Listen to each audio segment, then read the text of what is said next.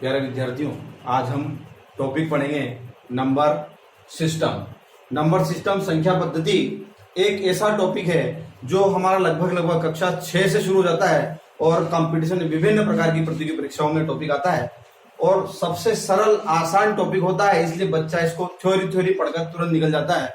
और देखिए ये 10 प्रश्न है, पूर्ण संख्या, प्राकृत संख्या, भाज्य संख्या, अभाज्य संख्या, इस प्रकार के परिमेय या परिमेय संख्याओं के छोटे छोटे प्रश्न हैं। जो बच्चा कहाँ गलती करता है हमें वही देखना हमारा इस क्लास का उद्देश्य है।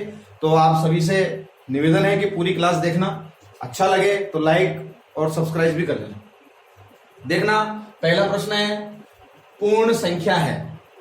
पूर्ण संख्या है तो पूर्ण संख्या की हमने परिभाषा पढ़ी है कि वह संख्याएं जो 0 से शुरू होती है और 1 2 3 लगातार चलती रहती है, वह संख्या क्या कहलाती है? पूर्ण संख्या।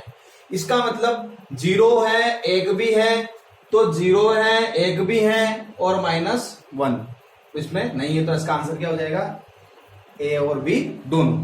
फिर आता है दूसरा प्रश्न, प्राकृत संख्या नहीं है। जब हम प्राकृत संख्या की थ्योरी पढ़ते हैं तो हमें पता चलता है कि प्राकृत संख्या जो है वो 1 से शुरू होती है, इसमें 0 नहीं होता है, इसलिए हम 0 का आंसर नहीं मानेंगे। आंसर क्या हो जाएगा अपना? 0 प्राकृत संख्या नहीं है, ये वाला आंसर हो जाएगा। फिर आएगा तीसरा क्वेश्चन है, सबसे छोटी सम संख्या है। सबसे छोटी सम संख्या है। दोस्तों देखना, आप जैसे इस प्रश्न को पढ़ते हैं तो आप लगभग 70% विद्यार्थी ऑप्शन नंबर ए लगाएंगे, जो कि बिल्कुल गलत है। क्यों? देखिए 2 भी सम है, 4 भी सम है, थोड़ा सा कंफ्यूजन हमें 0 को लेकर रहता है। बहुत सारे विद्यार्थी समझ नहीं पाते हैं कि 0 भी एक सम संख्या है। आइए देखते हैं कि 2 संख्याओं का योग, समझते हैं, 2 सम संख्याओं का योग सदैव क्या होता है? सम होता है। अगर मैं 0 में किसी भी सम संख्याओं को जोड़ू तो सम ही आएगी, 0 में किसी भी सम संख्या को जोड़ू तो सम ही आएगी। पहली कंडीशन फॉलो हो रही है, इसका मतलब 0 सम हो सकती है। दूसरी, जब संख्या रेखा अपने पास में होती है तो कहा जाता है कि 2 विषम संख्याओं के मध्य, 2 विषम संख्याओं के मध्य हमें क्या प्राप्त होती है? एक सम संख्या। देख लीजिए, -1 और +1 के बीच में एक संख्या है 0, इसका मतलब 0 संख्या क्या है? सम संख्या।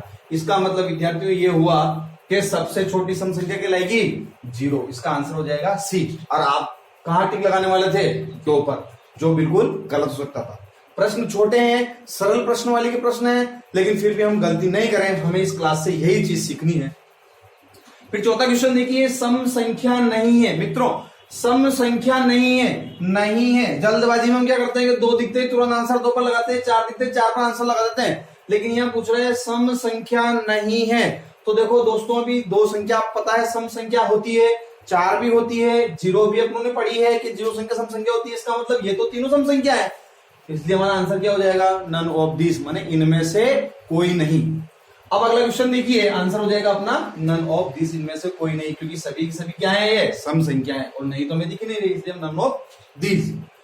फिर पांचवा क्वेश्चन है अपना, सबसे छोटी भाज्य संख्या है। सबसे छोटी भाज्य संख्या। दोस्तों, जब भाज्य और अभाज्य का थोड़ा सा विषय आता है, जब भाज्य और अभाज्य का थोड़ा सा विषय आता है तो हम यूं समझ लेते हैं कि इसको थोड़ा मायोरी में हमारा सम और विषम, हम थोड़ा इसको समानांतर समझने का प्रयास करते हैं, जो कि बिल्कुल गलत है। भाज्य संख्याओं की मैं परिभाषा व्यक्त करूं कि वे संख्याएं जो स्वयं के अलावा किसी अन्य से भाज्य हो जाएं, वे क्या कहलाएगी? भाज्य संख्या कहलाएगी।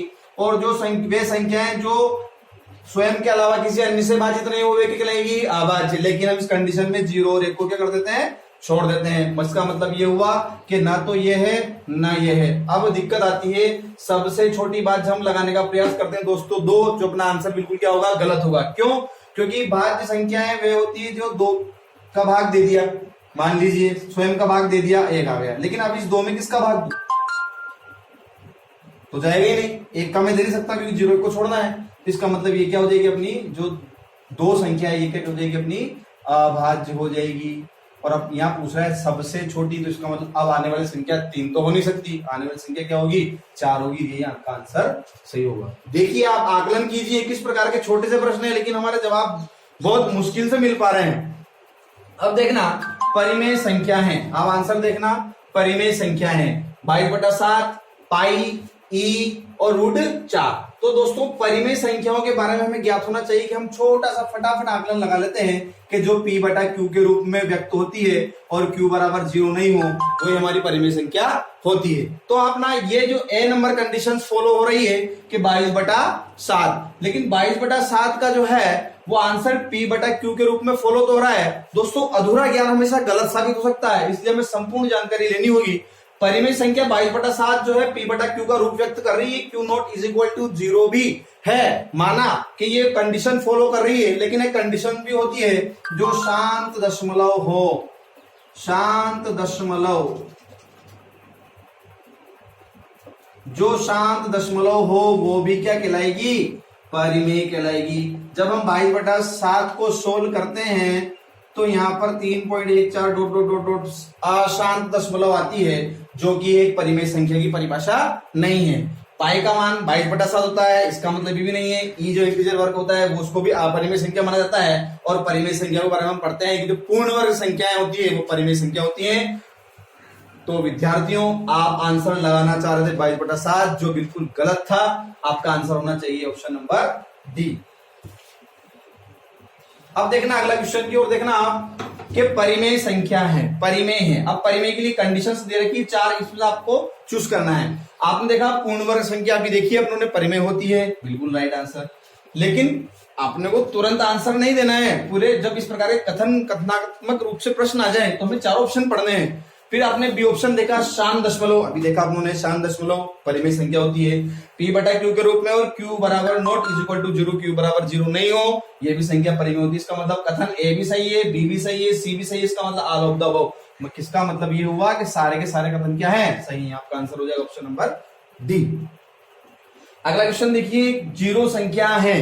देखो प्रश्न आसान है विद्यार्थियों, लेकिन अपने को कहीं ना कहीं इसमें ज्ञान की, पूर्ण ज्ञान की आवश्यकता है, सीखने की आवश्यकता है। अब अगला प्रश्न देखना आप, पूर्ण संख्या, 0 संख्या पूर्ण संख्या होती है। अभी उन्होंने पढ़ा स्टार्टिंग में 0 संख्या ये क्या कहलाती है, अपनी पूर्ण संख्या कहलाती है, 0 से होती है पूर्ण संख्या। इसका मतलब कथन स्टेटमेंट पहला सही है। 0 संख्या परिमेय संख्या होती है, बिल्कुल सही है, क्योंकि परिमेय संख्याओं के अंतर्गत पूर्ण, प्राकृत और पूर्णांक संख्या आती है, वे सारी संख्याएं परिमेय होती है। उसके बाद में पूर्णांक संख्या, आपने देखा कि पूर्णांक संख्या माइनस से शुरू होती है, 0 भी होते हैं, धनात्मक संख्याएं सारी इसके अंदर होती है।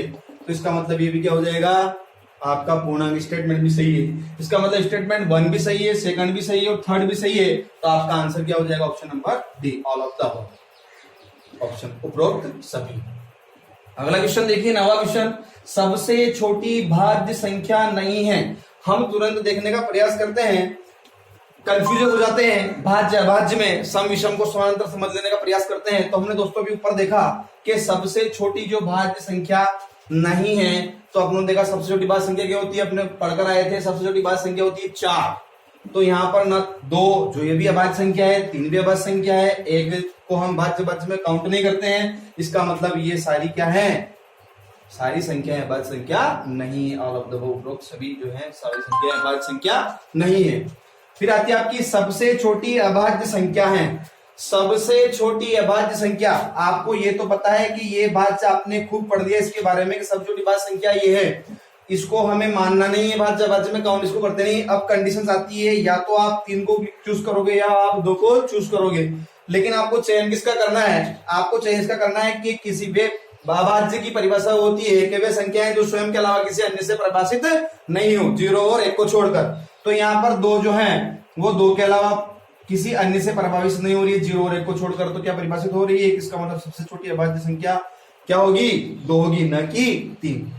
तो विद्यार्थियों आपने टोटल 10 प्रश्न देखे और 10 प्रश्नों में हर प्रश्न में कुछ न कुछ महत्वपूर्ण भूमिका थी, जो हमें सारा कुछ आने के बाद में पूरा ज्ञान होने के बावजूद भी हम कहीं ना कहीं प्रश्नों को गलत कर देते हैं। तो आप इस क्लास से सीखिए कि प्रश्नों को आराम से देखिए, पूर्ण देखिए। धन्यवाद दोस्तों, और आप सभी इसको लाइक भी कीजिए, सब्सक्राइब भी कीजिए और शेयर भी कीजिए। धन्यवाद दोस्तों।